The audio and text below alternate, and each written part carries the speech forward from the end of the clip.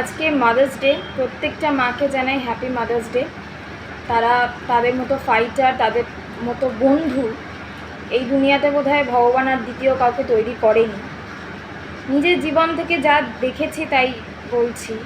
একটা টাইম অবধি এটা ছিল যে মাকে কিছু বলবো না, মাকে কিছু বললে মা হয়তো সবাইকে বলে দেবে, বাবাকে বলে দেবে, বাবাকে বললেই তো বাবার কাছে প্রচণ্ড বকা খাবো অ্যান্ড অল, এইসব ভাবনা। কিন্তু একটা টাইম যখন ম্যাচিওর হতে শুরু করলাম, পরিস্থিতি অনেক কিছু চেনাতে শুরু করলো, লোক চেনালো, সিচুয়েশন চেনালো, তো যাদেরকে খুব আপন ভাবতাম তাদেরকে চোখের সামনে বদলে যেতে দেখেছি এবং বদলে গিয়ে পিছনে ভিকটিম কার্ডও প্লে করতে দেখেছি যে তারা মানে নির্দোষ সেখানে। তো অনেকের কাছে ক্ল্যারিফিকেশন দিতে হয় যে কি হয়েছে না হয়েছে, কোথায় অসুবিধা আছে, কিন্তু মা এমন একজন যাকে কিছু না বলতেই সে বুঝে যায়, যে একটা সম্পর্কের প্রতি এফর্টটা দেখে, যে বোঝে যে আমার সাইড থেকে জিনিসটা কী ছিল অ্যান্ড অল। তো আমি একটাই কথা বলবো, যার কাছে প্রত্যেকটা দোষ ক্ষমা করে দেয় সে। আমি জেনারেলি খুব ক্যামেরা শাই পার্সন, আমি ক্যামেরা বা ভিডিও আমি খুব একটা পছন্দ করি না, বাট আজকে দিনটাই এলাম কারণ এটা আমার মায়ের ইচ্ছা অনেক দিনে যে মেয়েকে বা হাজব্যান্ডকে আমি নিজের চ্যানেলে দেখাবো।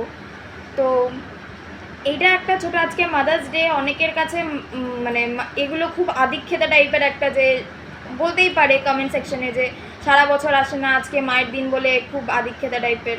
এরকম কোনো ব্যাপার না, এটা আজকে মাদার্স ডে, তার একটা ছোট্ট ইচ্ছা অনেক দিনের, যবে থেকে চ্যানেলটা খুলেছে যে আমি আমার মেয়েকে দেখাবো, বরকে দেখাবো। তো বাবা আরও ক্যামেরা শাই পার্সন, তো আমি মনে করলাম যে আজকে ঠিক আছে, মায়ের একটা ইচ্ছা এটা পূরণ করে দেওয়া যাক। মায়ের থেকে যেটা বলছিলাম, বড় বন্ধু কেউ হয় না। এখন যে লাইফের যে ফেস করছি, সেটাখানে দাঁড়িয়ে মনে হচ্ছে যে মানে প্রত্যেকে কোনো না কোনো ইন্টেনশন ওয়াইজই কারোর সাথে মেশে। তো একমাত্র মা বাবাকেই পেছনে ঘুরলে পাওয়া যায়, যারা যখন সব কিছু থেকে হারিয়ে যখন কাঁদতে বসে যাই যে এর কাছ থেকে ঠকে গেছি, ওর কাছ থেকে ঠকে গেছি, এত ভালোবেসে ঠকে গেছি, তারাও হয়তো ভালোবেসেছে, বাট একটা টাইমের পর সেটা শো অফই মনে হয়। বাট ওই যে মা বাবা দিন শেষে মাথায় হাত বুলিয়ে বলে যে আমরা পাশে আছি, ওর থেকে বড় শক্তি আর কিছু নেই। অনেক বড়দেরকে বলতে শুনেছি, স্কুল কলেজ অনেক জায়গায় বলতে শুনেছি যে বড় হয়ে যাবি, একটা টাইমের পর যখন চাকরি বাকরি পাবি না বা কিছু করতে পারবি না, বাবা মাও সাথ দেবে না। তো আমি একটা জিনিস খুব প্রাউডলি বলতে পারি যে আমার বাবা, আমার মা আমার কাছে ভগবান সমান। আমার মা আমার কাছে এত বড় একজন বন্ধু যে আমাকে বলেছে যে তোর কিছু করতে হবে না। এখন লাইফের এই ফেজে দাঁড়িয়ে মনে হয় যে আমি মানে কত বড় ফেলিয়ার, অলস, মানে কিছুই করতে পারিনি টাইমলি। আশেপাশে নিজের ভাই বোন সবাইকে যাদেরকে দেখি অনেকটা এগিয়ে গেছে লাইফে, তো সেখানে দাঁড়িয়েও আমার মা বাবা সবাই জানে যে আমি সেই মানে পারফেক্ট পারসন কোনোদিনই নই বা হতেও পারবো না, বাট তাও তারা হেসে খেলে সবসময় আমাকে হাসিতে রাখা, যে না তুই যাই কর বা যেভাবেই থাকবি আমাদের সন্তান, আমাদের পাশে থাকবি, কেউ দেখুক মা না দেখুক মা আছে। আমি একটাই কথা বলবো, বাবাকে সব কিছু বলা যায় না কিন্তু মাকে বলা যায়, আর মা বন্ধু হিসাবে পাশে সেরমভাবেই থাকে। এখন আমার কাছে আমার মায়ের থেকে বড় প্রিয় বন্ধু বোধহয় আমার কৃষ্ণের পরে কেউ নেই।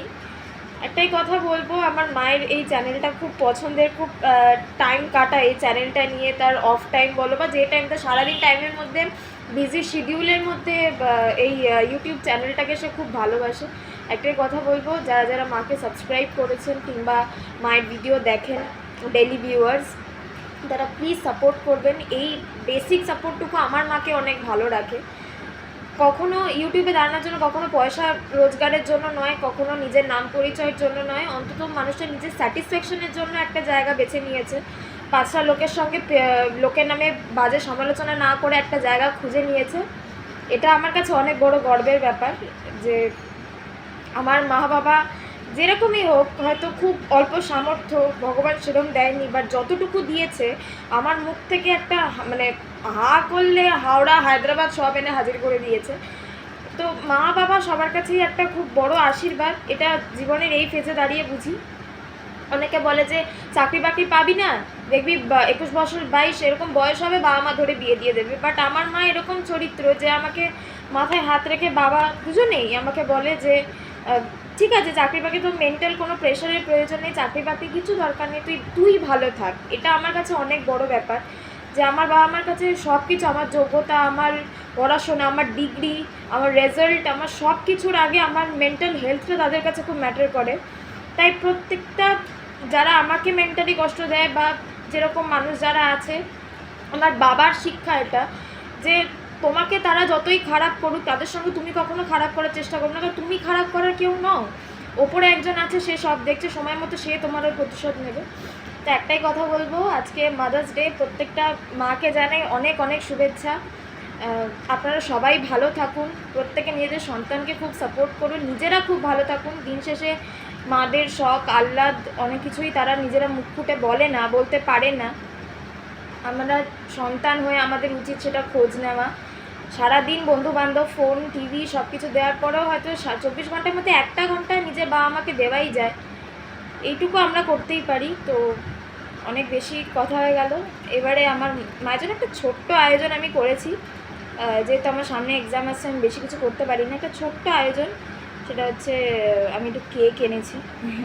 আমার মা আজকে কেক কাটবে, আমি জেনারেলি এসব দেখাই না, বাট ঠিক আছে দেখাচ্ছি। আমার মা কেক টেক কাটবে, পর মা কিছু বলতে হলে সেটাও মা বলবে, কেকটা কাটুক সেটা দেখায়।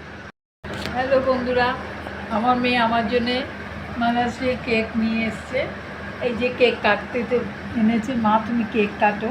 প্রথম আমার সত্যিই আজকে মনে নেই আজকে মাদার্স ডে, আমার কাছে এটা অনেক বড় পাওয়া। কেকটা বড় না, কিন্তু নিজে ভেবে এনেছে, এটাই অনেক বড়। একটা গিফটও আমাকে দিয়েছে। আমি অনেকদিন ধরে বলছিলাম যে একটা মূর্তি আমি বুদ্ধদেবের আনবো, সেটা আমাকে এনে গিফট করেছে। হয়তো এটা যেটুকু মূল্যই হোক, কিন্তু এটা আমার কাছে অনেক বড়। তাই আপনাদেরও বলি যে যাই দিক সন্তান, যাই দিক, এটা আমাদের কাছে অনেক বড় পাপ। তাই আজকের খুশি আমি সত্যিই রাখতে পারিনি, এই আমার চোখ দিয়ে জল নেমে আসছে। মেয়েকে আশীর্বাদ করি, ভালো থাকুক, ওর মনে সব আশা পূর্ণ করুন। আপনারা কামনা করুন যেন আমার সন্তান দুধে ভাতে থাকে। এই বলে আমি কেকটা কাটছি, আপনারা আমার সাথে থাকুন, সহযোগিতা করুন।